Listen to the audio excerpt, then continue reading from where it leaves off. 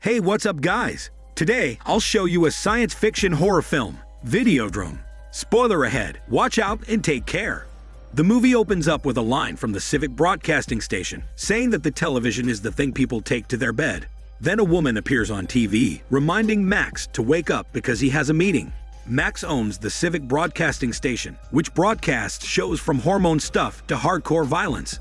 Max wakes up and comes to meet the hormone stuff seller. He gets the tape and watches it with his teammates to evaluate if they can broadcast it. One of his teammates suggests that they can get an audience for broadcasting it, but Max thinks that the hormone stuff is too soft and boring. He then says that they need to broadcast something hardcore. After that, he meets with Harlan, the operator of an unauthorized satellite dish that receives violent videos globally. Harlan shows Max footage from a show called Videodrome. Harlan estimates that the show signal must be coming from Malaysia. The footage shows two masked people torturing a woman in an enclosed room with a wall of clay. It seems that the woman is being tortured to death. Max immediately gets hooked on it, and he shows interest in it. Max leaves the satellite station and comes to a TV show interview with a radio host, Nikki, and a media expert called Professor, who only shows himself on television. The interviewer asks Max why he broadcasts hormones and violence to the audience. Max says that it's a matter of economics, since people want to seek that unusual stuff. In return, the interviewer asks Max about the contribution of his broadcasting station to the climate of violence in their country. Max says that his station provides an outlet for people's fantasies and urges by letting them watch hormones and violent stuff. So he believes his broadcasting station offers a positive effect on society. After that, the interviewer asks Nikki about her opinion of Max's station. She replies that people are overstimulated by their environment, so people are being desensitized. As a result, people crave something unusual like hardcore stuff to get stimulated. But at the same time, she thinks that desensitization and overstimulation are bad things. Max says that Nikki wears an overstimulating dress and she agrees with him. He then asks her for a date right at the show. As the two talk on the side, the interviewer asks the professor about his opinion on the possible dehumanizing effect of television.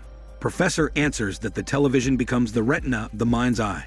This means that television becomes a part of how our mind perceives reality. After the interview, Max goes back to Harlan to watch another episode of Videodrome. He asks Harlan about the Videodrome's plot. Harlan replies there is no plot there, and it only shows a series of torture, murder, and mutilation. Harlan adds that the Videodrome came from Pittsburgh and not from Malaysia.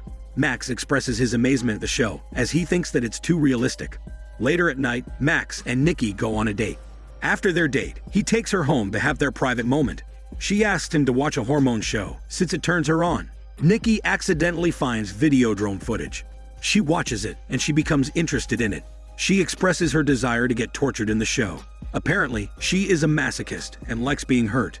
He sees some wounds on her nape, and it turns out she let someone do it to her. As they continue their hormone session, Max hallucinates that they are in the Videodrome clayroom. The following day, Max meets with a softcore pornographer. He asks her to track the Videodrome show for him. He says that the torture and violence in Videodrome is the future of their broadcasting station. At night, Nikki informs Max that she's going to Pittsburgh to audition for the Videodrome show. He then warns her that the show must be too dangerous for her, but she says it sounds challenging, expressing her desire to be on the show. Soon after, Max meets with the pornographer to share the information about the Videodrome. She tells him to stay away from the Videodrome since it is too dangerous for public consumption. She warns him that Videodrome is not mere acting, but it's an act of real torture and violence. She adds that there is a political movement behind Videodrome, which makes it even more dangerous. She's reluctant to reveal any information about Videodrome, but he insists. So she says the professor's name is related to the show. Max goes to Professor's headquarters, where there are television cubicles. The television is utilized by the professor's daughter for psychological therapy for homeless people. She says that homeless people have a disease for a lack of access to television. She adds that allowing them to access television will allow them to get immersed back into society. Max asks her about his father. She replies that the professor does not engage in conversation, so she will just send him a videotape from her father. That night, Max's secretary delivers the videotape from Professor to Max's home. He begins to hallucinate that he is slapping Nikki. As he realizes his strange hallucination, he immediately tells his secretary to leave. Max then watches the videotape. There, Professor reveals that there is an ongoing battle of the mind in their society, and it is happening through controlling what appears on television. Professor says what appears on television appears as a raw experience to its viewer. Therefore, television is reality. He also says that Max's hallucination already happened to him, and Max is already living in half hallucination, and he needs to learn about his new world. Apparently, the hallucinations caused a brain tumor to grow in Professor's brain. Professor then reveals that he is the first victim of the Videodrome. Just then, Nikki appears from behind and chokes Professor to death. Nikki then instructs Max to come to her. As Max sees her lips, he begins to hallucinate. The television appears as breathing and moving flesh to him. The following day, after being disturbed by the hallucinations, Max goes back to the professor's daughter. She then asks him about his hallucination. There, he realizes that the hallucination began when he got exposed to Videodrome. She then reveals that Videodrome is more than an appearance of violence and torture. It turns out it has a signal which can cause hallucinations in brain tumors. At this point, she reveals the professor is already dead because of the brain tumor, and that the professor only exists through the videotapes. Apparently, Professor is one of the creators of Videodrome to help humanity's evolution. Unfortunately, his partner had another vision for the Videodrome, so his partner killed him. Max proceeds to ask her about his own Videodrome tumor. In response, the professor's daughter gives him a videotape from her father.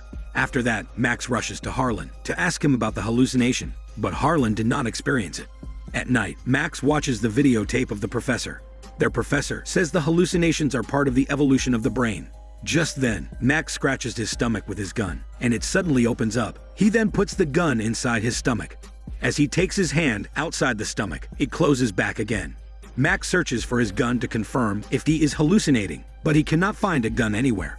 Right then, Max receives a call from Convex, who was Professor's partner in creating Videodrome. Convex instructs him to go down and ride the cab. At this point, Max is too curious about the Videodrome, so he follows Convex's instructions. In the cab, Convex introduces himself through the television. He says he owns a company that creates sunglasses and missile guidance systems. At the same time, his company creates Videodrome. Max arrives at Convex's sunglasses store, and Convex welcomes him. Convex lets him wear a device that will record Max's hallucination, so they can use it for analysis. Max wears it, and in his hallucination, a pixelated Nikki appears in front of him. Eventually, the pixelated hallucination slowly appears to become more real. Nikki gives a whip to him and instructs him to perform. As he's about to lash her, the surroundings suddenly turn to the Videodrome clay room. At the same time, Nikki becomes a television.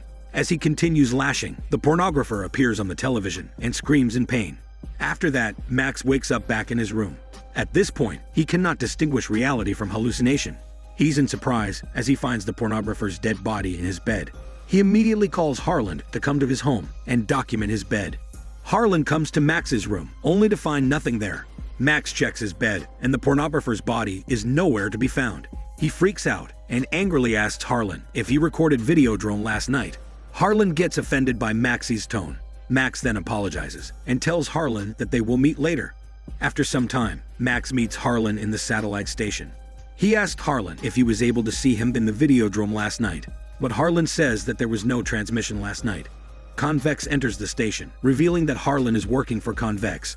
Apparently, Harlan deliberately lets Max get exposed to the Videodrome. At this point, Convex reveals its desire to eradicate the morally corrupted people in society who enjoy watching torture and violence. They believe that these shows are corrupting society. Convex then aims to use Videodrome to inflict fatal torture on those who will watch the violent show. He reveals that they will use Max's broadcasting station to let the morally corrupted audience get exposed to it, which will lead to their eventual eradication. Max refuses at first, but Convex shows a videotape to him, which makes him want to get controlled. His stomach opens up, and Convex puts the videotape into him. After that, Convex and Harlan leave. The videotape inside Max plays, and he hears a whisper, instructing him to kill his teammates in the broadcasting station. He then takes out his gun from his stomach, and it slowly gets attached to his hand. He walks back to the broadcasting station, and he shoots both of his teammates. After that, the voice instructs him to kill the professor's daughter, so he immediately comes to her. The daughter knows that Max is already programmed by Videodrome to assassinate her. She then hides in the television cubicle.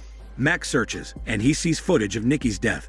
Apparently, Nikki is already dead, and she only exists through the videotapes. Right then, the television releases the flesh of a hand with a gun.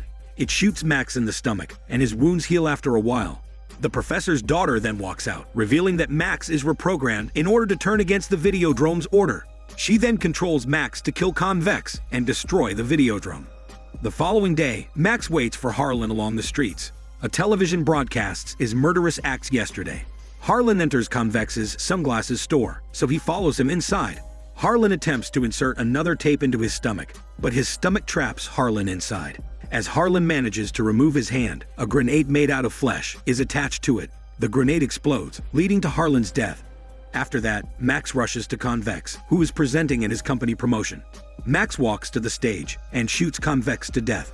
After Convex's death, his body undergoes a strange transformation. Convex's dead body breaks out, and the flesh begins to emerge from it.